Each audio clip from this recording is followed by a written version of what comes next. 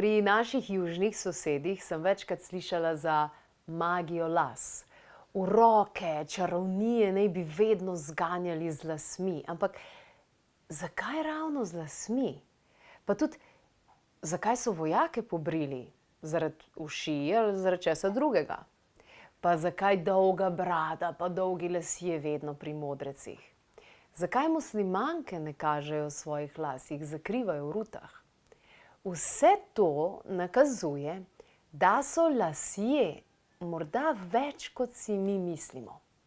Pa poglejmo, kakšne modrosti je iz Sibirije prinesla Marijana Kolman. Lasje so le oddajniki in sprejemniki in če želimo, zlasti ženske z dolgimi lasmi, kopičiti v svojem telesu veliko energije, ki jo seveda potem dajemo svojemu okolju, moramo imeti vedno lase razelektrene oziroma čiste tistih energij, ki si jih naberemo čez dan v okolju. S tem pridobivamo moč, ne? Zlasti idealno je, če žensko češejo moški, ne? Ker s tem krepijo moški svojo moč. Se pravi, zelo preprosto, ne? Moški pač počeše žensko. Od tega pogovora z Marijano Kolman naprej, se češem izključno z lesenim glavnikom, naravnimi krtačami, pa tudi nikoli več svojih las ne mečem v školjko ali pa v smeti. Celo če grem k frizerju, in to je redko, prosim, da mi dobesedno zapakirajo lase za sabo. In nisem edina, ki to počnem. Tudi recimo postriženih nohtov dejansko ne mečem kar nekam, ampak jih vedno nesem v naravo, kot lase. Nekam na svojo parcelo. Prisluhnite, zakaj. Eno izmed zdravilnih tehnik zdravilca Humarja iz Primskovega, zdravilec iz prejšnjega stoletja, ki je dosegal menda izjemne uspehe pri zdravljenju bolnikov z eno zelo enostavno tehniko. Bolnikom je svetoval, da košček odstriženih las dajo v lesko, zataknejo pod ljubje leske. Nekateri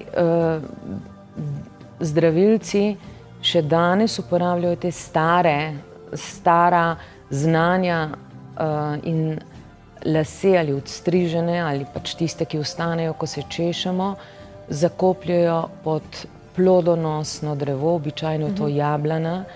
Jaz, ko sem zbirala gradivo za mojo knjigo o drevesih, mite, legende in zdravilnost, sem naletela na vrsto zapisov, navedb o tem, kako so naši predniki pazljivo ravnali z lasmi in jih vedno dajali pod določena drevesa, da bi s tem sprožili ta pretok zdravja, sreče, blaginje.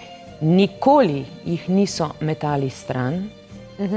In ne nazadnje, tudi danes sodobna znanost potrjuje dejstvo, da odstrižen las ali tudi odstriženi nohti še vedno ohranja povezavo s človekom.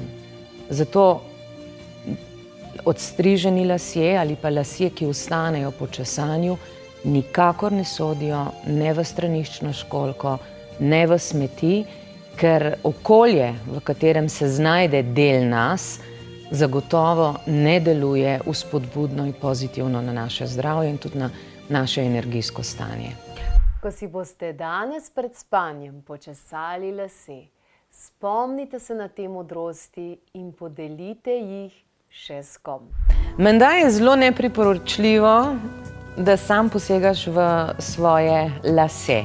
Lase naj bi vedno strigel nekdo drug, ne same. Torej, svetujem ženskam, da naučijo, če ne želijo hoditi k frizerju, naučijo svoje moške, da jim lase tudi pristrižajo, pri čemer naj bojo pozorni na eno priporočilo, ki je znano iz naše slovanske tradicije in je povezano tudi z staro dolžinsko mero, ki je nekako izginila iz spomina. Ta mera se imenuje nohat.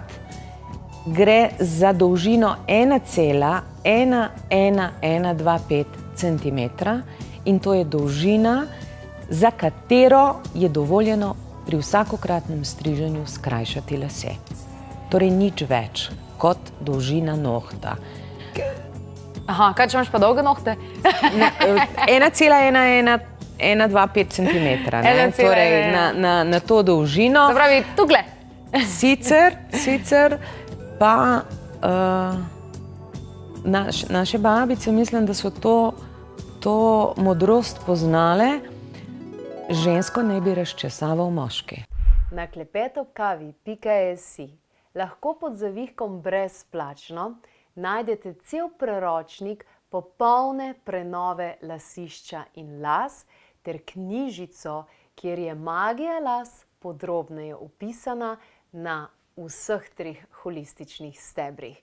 Z navadami, s prehrano, s pomagali, skupaj z vsemi starodavnimi skrivnostmi, ki so povezane z našimi antenami.